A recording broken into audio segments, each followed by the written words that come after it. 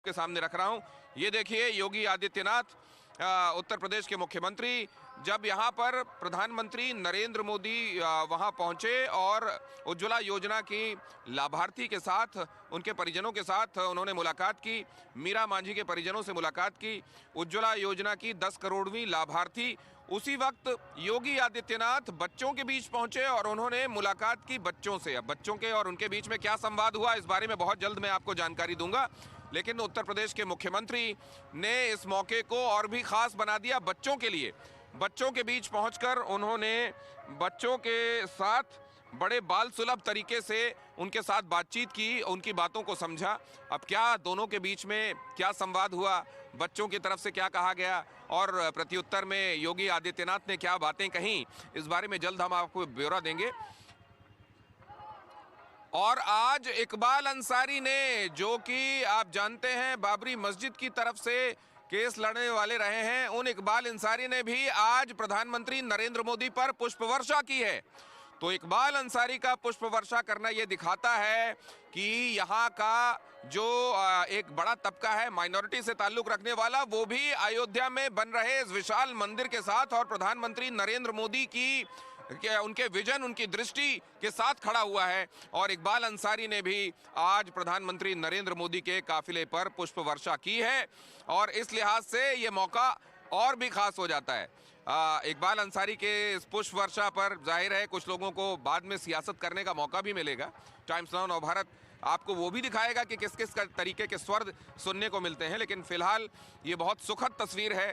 इकबाल अंसारी भी प्रधानमंत्री नरेंद्र मोदी के काफिले पर पुष्प वर्षा करते हुए। तो ये बहुत अहम तस्वीरें, दो अहम तस्वीरें मैंने आपको दिखाई। योगी आदित्यनाथ, बच्चों के साथ उनकी मुलाकात, बच्चों के साथ उनकी मुलाकात में और बातचीत में दोनों तरफ से क्या कहा गया, ये बहुत जल्द ब्यौरा हम आपको देंगे। लेकिन तस्वीरें बता रही हैं कि इस मौके को बच्चों के लिए और भी खास बना गए। योगी आदित्यनाथ और इकबाल अंसारी, उन्होंने पुष्प वर्षा की है प्रधानमंत्री नरेंद्र मोदी के काफिले पर। और यहां पर आप देख रहे हैं वो जगह जहां से प्रधानमंत्री नरेंद्र मोदी का काफिला आपसे कुछ देर पहले गुजरा। पहले स्लोली उनका काफिला रोड शो के जरिए गया वहां टेढ़ी बाजार के आगे, जहां पर रेलवे स्टेशन, अयोध्या धाम रेलवे स्टेशन का उद्घाटन किया गया। उसके बाद वो मीरा मांझी के परिवार से मिलने पहुंचे। मीरा मांझी उज्ज्वला योजना की 10 करोड़वीं लाभार्थी हैं। और उसके बाद यहां से दूसरी तरफ से सड़क मार्ग से ही प्रधानमंत्री नरेंद्र मोदी लता मंगेशकर चौक पहुंचे। वहां कुछ देर तक उन्होंने उस जगह का मुआयना किया जहां से राम की पैड़ी भी दिखाई देती है, रामकथा संग्रहालय भी दिखाई देता है। और उसके बाद योगी आदित्यनाथ कुछ देर तक यहां चलने वाले विकास के कार्यों से उनको ब्रीफ करते रहे। अब प्रधानमंत्री निकल गए हैं आगे एयरपोर्ट की तरफ, जहां विशाल रैली स्थल बनाया गया है और प्रधानमंत्री नरेंद्र मोदी को सुनने के लिए लोग व्यग्रता से वहां उनकी प्रतीक्षा कर रहे हैं। जहां मौजूद है हमारे संवाददाता विनोद, लेकिन उससे पहले तृप्ति जी के पास एक बार फिर से चलूंगा। तृप्ति जी, मन भरा नहीं, आपने अंतरा तो सुनाया ही नहीं। देखिए, अब तो भगवान राम हमारे बीच आ गए हैं। अब तो राज तिलक की तैयारी है और अब सिर्फ मंगल गीत ही मंगल गीत होंगे, क्योंकि ये उत्सव है हमारे लिए, हम सभी भारतवासियों के लिए। इसलिए गाना चाहूंगी, राज तिलक होगा रघुवर का, राज तिलक होगा रघुवर का, फिर से अयोध्या झूमेगी, राज तिलक होगा रघुवर का, फिर से अयोध्या झूमेगी, संग आए जाने, संग आए जाने। इकबाल अंसारी जी हमारे साथ सीधा फोन लाइन पर जुड़ रहे हैं। अब इकबाल अंसारी जी, आपकी तस्वीरें हमने देखी, आप पुष्प वर्षा करते हुए नजर आए प्रधानमंत्री का। स्वागत किया आपने प्रधानमंत्री मोदी का? बिल्कुल स्वागत किया। हमारे देश के प्रधानमंत्री हैं, हमारे अयोध्या में आए हुए हैं। अयोध्या धर्म की नगरी है और हमको भी स्वागत करना, मेहमानदारी करना हमारा फर्ज है, हमने किया। कितनी खुशी आप खुद महसूस कर रहे हैं सर? क्योंकि इकबाल जी, हमने देखा है कि जो इतने सालों का जो इंतजार रहा था जितने भी भक्तों के लिए, आज उनका वो सपना पूरा हो रहा है सर। ऐसा जो है अच्छी बात है। हम लोगों ने 2019 का जो फैसला आया था उसी वक्त हम मान किया था। मंदिर बनकर तैयार है, सारे लोग अयोध्या आ रहे हैं, पूजा पाठ कर रहे हैं। तो अयोध्या मंदिर जो के भी साथ साथ आवेगा, जो विकास की भी जो प्रोजेक्ट और जो तोहफा प्रधानमंत्री मोदी लेकर आए अयोध्या वासियों के लिए, उस पर आप क्या कहेंगे इकबाल जी? ये अच्छी बात है। अयोध्या में एयरपोर्ट नहीं था, एयरपोर्ट हो गया। रेलवे स्टेशन में जो है बड़ा बन गया है, रोड बन गई है। और अयोध्या में बहुत से विकास हुए हैं, जो सच्चाई है उसको हमने बताया। आपके साथ और भी लोग खड़े हुए थे पुष्प वर्षा करते हुए, क्या आपने देखा था प्रधानमंत्री मोदी को जब उनका काफिला गुजरा आपके सामने से? भाई हम लोगों के 10 जो है 5 मीटर की दूरियां रही हमारे, तो हम भी वहीं खड़े हुए थे। धन्यवाद आपका इकबाल अंसारी जी हमारे साथ जुड़ने के लिए। दिनेश जी भी हमारे साथ जुड़ गए हैं। सर, आज सभी की शुरुआत हो रही है जय श्री राम बोलकर, और जैसे ही प्रधानमंत्री नरेंद्र मोदी आज पहुंचे थे सर सुबह, आज अभी तैयारियां अभी चल रही है। थोड़ी देर में चाहे वो रेल हो चाहे बाय एयर हो, दिनेश जी आज सारा जो इतना बड़ी जो सौगात है प्रधानमंत्री नरेंद्र मोदी अयोध्या वासियों के लिए लेकर आए हैं। नहीं, बिल्कुल आप कह सकते हैं जल थल नभ तीनों जगह पर रेल भी है और बड़े बड़े एक्सप्रेसवे भी हैं, और क्रूज बोट सरयू नदी में चल रहा है, तो अंतर्राष्ट्रीय हवाई अड्डा भी है। यानी तीनों को जोड़ा है अयोध्या से। और अयोध्या अब नगरी नहीं है, महानगरी के रूप में भारत के विकसित जो जिले डिस्ट्रिक्ट होंगे उसमें से अयोध्या का नाम होगा। ये आर्थिक समृद्धि का एक केंद्र बनेगा अयोध्या।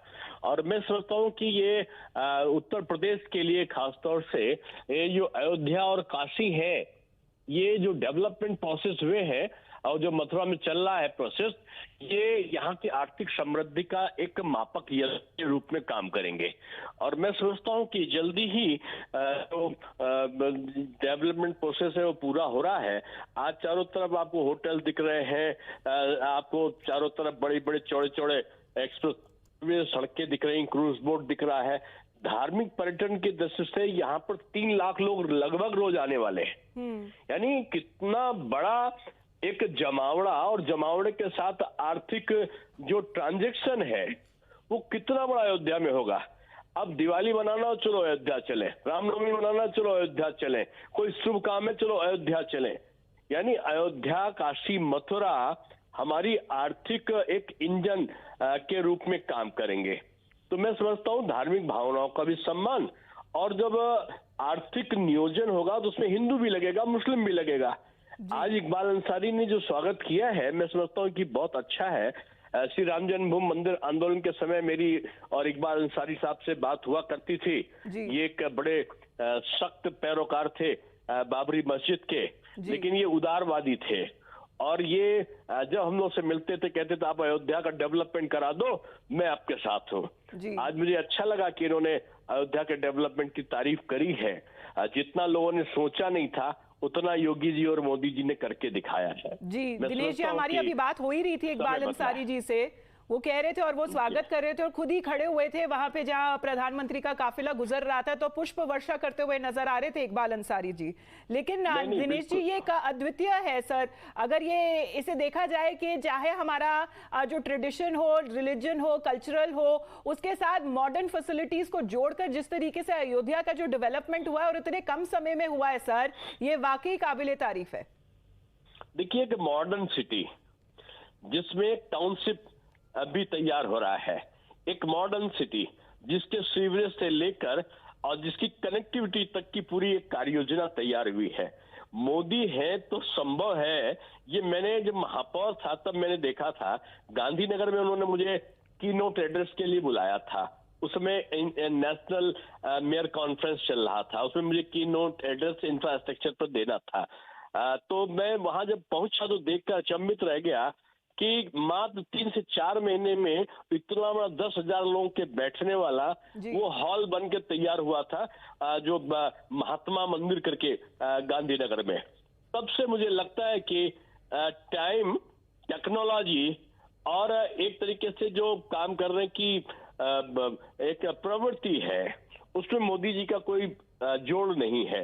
और अयोध्या नगरी को कैसे उन्होंने कम समय में प्रत्येक सुविधा का केंद्र बनाया है। मैं समझता हूं कि आध्यात्मिक प्राचीन जो स्वरूप था वो विद्यमान है। कनक भवन में वैसे ही घंटे बजेंगे, बजरंगबली श्री हनुमान की सीढ़ियों पर वैसे ही चलेंगे हम लोग हनुमानगढ़ी में।